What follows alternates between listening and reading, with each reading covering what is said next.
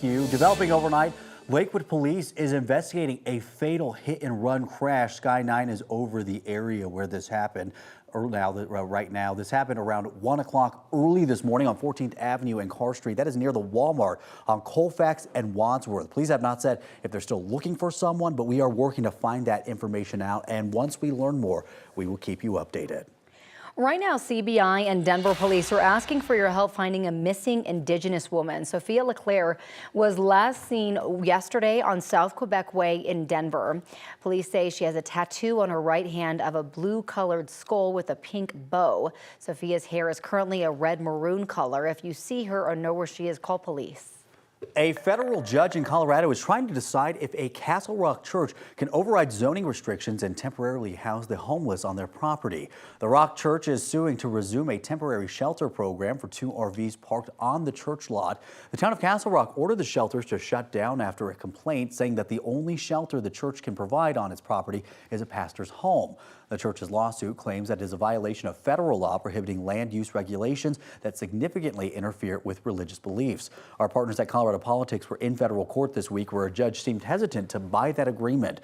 The judge said that could open the floodgates for the church to ignore zoning rules to develop on their property and allow other religious groups to follow suit. Attorneys for Castle Rock argued that the church could go through the regular rezoning process or help the homeless in other ways, like connecting them to existing shelters. There's no timeline for when the court will issue a ruling.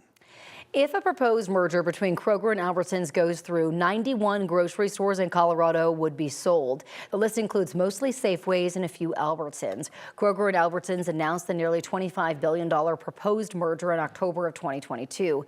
They say it's necessary to better compete with Walmart, Amazon, and some other big rivals. The Federal Trade Commission filed a lawsuit in February to block the merger, arguing the lack of competition would lead to higher grocery prices. The list of stores they'd sell is in an effort to ease the government's concerns. Colorado lawmakers are demanding VA leadership address concerns about patient care at the VA hospital in Aurora.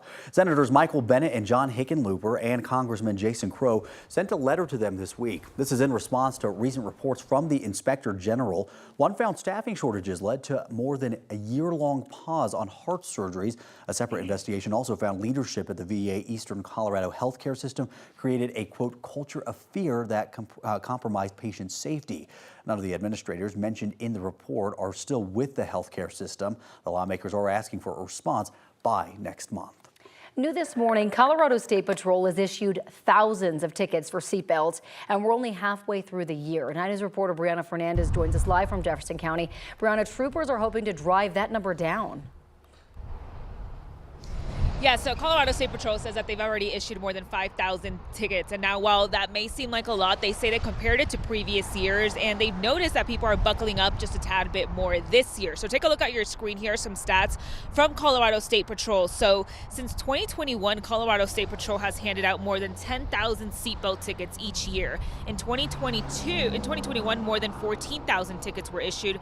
2022, around 11, and then last year, more than 10,000 tickets. So there's still some counties in our state that are not following the rules. And on top of that list, it's right here in Jefferson County, followed by Pueblo, El Paso, Logan, as well as Morgan County. Colorado State Patrol says that many of those drivers who are not buckled and cited are taking short trips and still end up in major interstates, so like I-70 or Highway 285.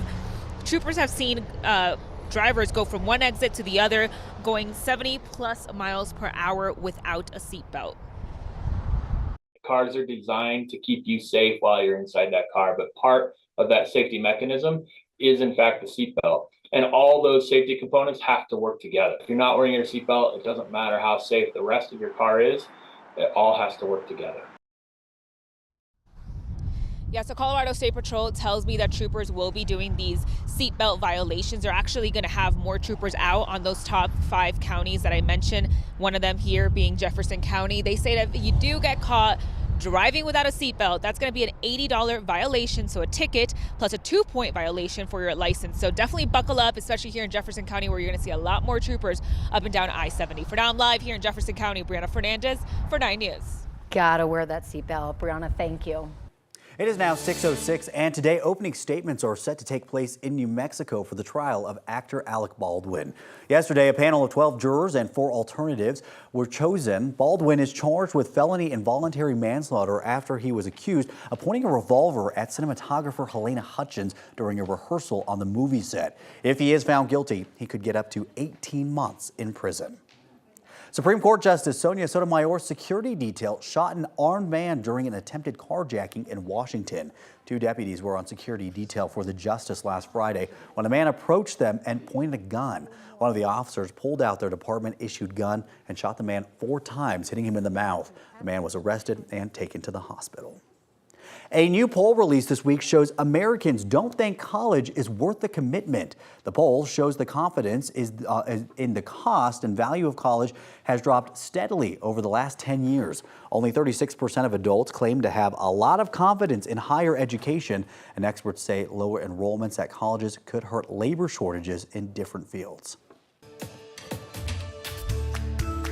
Firefighters in Southern California are still battling a growing fire there. The Lake Fire started on July 5th and brought thousands of firefighters to Los Padres National Forest. Evacuation warnings have been put in place for several areas. As of this morning, the fire is 16% contained and it's burned more than 20,000 acres. Indiana residents are checking out the damage following a tornado that hit there. The city of Mount Vernon was hit especially hard. At least 19 homes and several other structures were damaged. So far, no injuries have been reported. And right now, millions of people in Texas are still without power. Hurricane Beryl swept through, killing 6 people. At least 11 were killed in the Caribbean. President Biden is now granting a federal emergency disaster declaration as efforts shift now towards recovery.